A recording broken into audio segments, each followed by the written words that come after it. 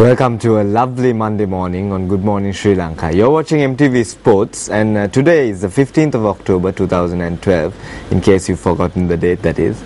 But as usual, let's take a look at some of the headlines and the stories that's been happening over the weekend. Starting off with the University Teachers Association and the affair that was going on, the education crisis, which is finally coming to an end. They're starting to go back to marking the A-level papers, and they will be commencing duty as usual from this week as well. But then again, the university authorities predict serious crisis if facilities are not improved urgently. With the decision to increase the intake of students, the university authorities are hard-pressed to accommodate the new batch due to insufficient hostel, canteen and lecture hall facilities, officials said yesterday. And under these circumstances, the Committee of Vice Chancellors stressed the need to accelerate the improvement of facilities in the university system within the next 3 months. That we go, bigger intake might trigger outburst, says the headlines of the Daily Mirror. Now moving on to some of the rain stories. Now we heard last night that Garandiala has also overflowed, and the road from Kandy to Nuwara was flooded with water, and there was heavy traffic. And furthermore, this picture here, if the camera would focus, shows a cyclist braving the rains along a road in Vaunia yesterday. And heavy rains lashed through the area, ending the months-long dry spell that affected the northern, eastern and north central provinces. And what's more interesting is that there's a story saying that the drought that took a heavy toll on the north central province and other areas has finally ended, with many areas, including the hydro catchment areas, experiencing heavy rain. Now that's good news, but then again, this is really interesting. Sri Lanka seeks Chinese rain-making technology. Now, as a solution to the droughts that has been experienced, Sri Lanka is actually considering the latest technology that the Chinese are using at the moment, which is to make rain. The government has decided to seek Chinese assistance to produce rain during future droughts. Disaster Management Minister, addressing a meeting, said that drought is not a new thing to us. Temporary measures have been taken on previous occasions, but to deal with the drought, and now we are ready not only to deal with the drought, but take advantage of it and to deal with the drought in advance.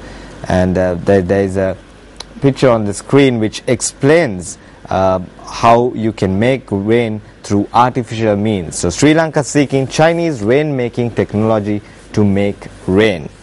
Furthermore, going on to yet another story, government seeks UNESCO help to retrieve artifacts.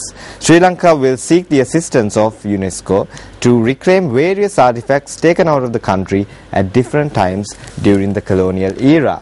National Heritage Minister Jagat says. Now, a little fact box on the right side of the story says that Sri Lankan artifacts have been kept in England, Portugal and Netherlands, and some of the museums in London, Lisbon and Hague have been showcasing Sri Lankan artifacts. And Sri Lanka has 250,000 archaeological places and is among the 10 countries in the world with such a rich archaeological heritage and history. There we go. Government seeks UNESCO help to retrieve artifacts. Moving on, Sri Lankan nuke scientists under threat, says Minister Champika.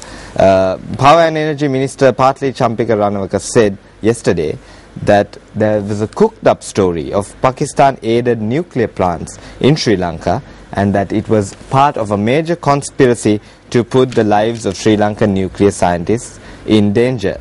Now, this is with reference to the Sampur power plant. Construction started in 2012 and is expected to be completed by 2016, and the total estimated cost will be US $500 million.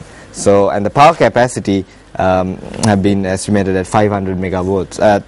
What the Minister of Energy is saying that this is a conspiracy and it's a cooked up story to put Sri Lankan nuclear scientists in danger. So that's a look at the front page of the Daily Mirror and some of the leading stories. Moving on to some business news. Mining profit, and this story talks about how Sri Lanka is trying to be a gem trading hub of the world. Aiming to profit from all things that shine, Sri Lanka's gem and jewelry industry is aiming to earn a record US dollars 600 million this year and build the country as a gem trading hub.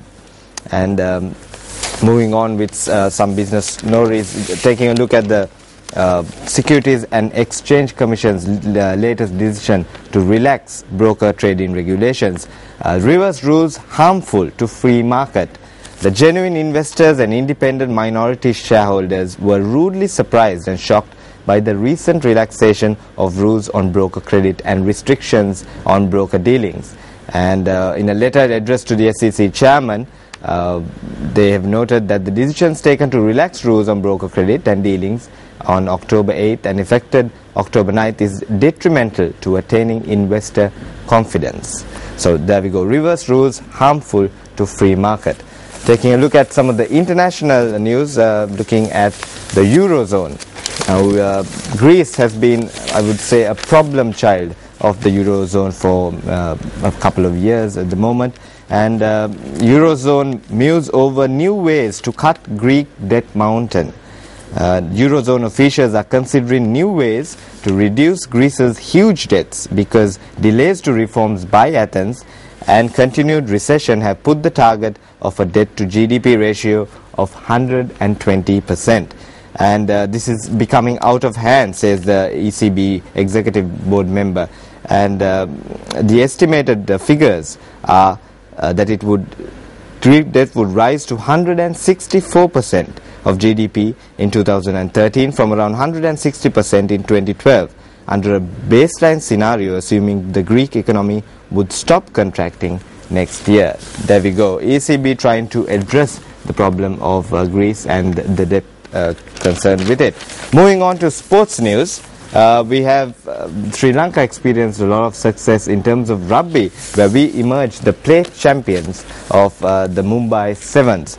Now, Sri Lanka won plate at Mumbai Sevens. Sri Lanka continued their trophy winning streak at the Asian Sevens circuit, this time in Mumbai.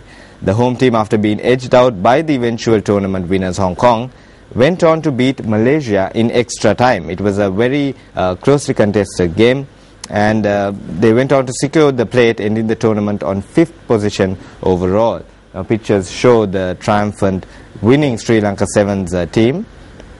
The final score, it was tied 17-all at the full time, and then later on Sri Lanka managed to score an extra tie at during the extra time. So there we go, Sri Lanka wins plate at Mumbai Sevens. Taking a look at rugby once again, Isipatana down Trinity, clinching schools rugby double after 10 years. Now the rift between, or rather I would say, a very friendly rivalry between Isipatana College and Trinity College, because they were both in the champion spot, but the trophy was awarded to Isipatana College in the league's game, and the knockout finals was probably a decider, and anyone who won it would probably earn bragging rights as well. And Isipatana has managed to dominate Trinity and win the finals of the school's knockout tournament with a scoreline of 21-13.